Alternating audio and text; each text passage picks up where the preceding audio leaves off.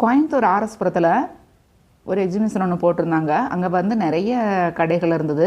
அது எல்லாமே வந்து ஹிந்திக்காரங்க தான் கடை வச்சுருக்காங்க. ராஜஸ்தான், பீகார் இந்த மாதிரி எல்லா இடத்துல இருந்தும் வந்து அவங்க கடைகள் போட்டிருக்காங்க.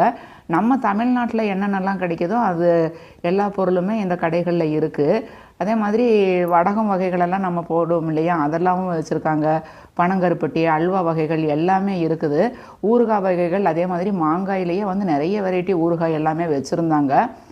ரேட்டெல்லாம் பார்த்தீங்கன்னா 100 கிராம் எல்லாம் கொடுக்க மாட்டோம், 1/4 கிலோ தான் கொடுப்போம் அப்படின்னாங்க. 1/4 கிலோ ஊறுகாய் எது எடுத்தாலும் 150 ரூபாய் அப்படின்னு வந்து சொன்னாங்க. சரின்னு சொல்லிட்டு ப்ளூபெர்ரி ஊறுகாய் அப்படின்னு சொல்லிட்டு ஒன்று காமிச்சாங்க. அது என்ன அப்படின்னு எடுத்து பார்த்தா இலந்த பழம். நம்ம இங்கே இலந்த பழம் சொல்லுவோம் இல்லைங்களா, அதை வந்து இடித்து நல்லா வச்சுருக்காங்க. அதுக்கு பேர் ப்ளூபெர்ரி அப்படிங்கிறாங்க. நான் சொன்னேன் இது வந்து ப்ளூபெர்ரி எல்லாம் இல்லை, இது இலந்த பழம் தானே அப்படின்னு சொல்லி கேட்டேன். நகி இது ப்ளூபெர்ரி ஊறுகாய் அப்படின்னு இங்கெல்லாம் நம்மளுக்கு கிடைக்காது அப்படின்னு சொல்லி சொல்கிறாங்க.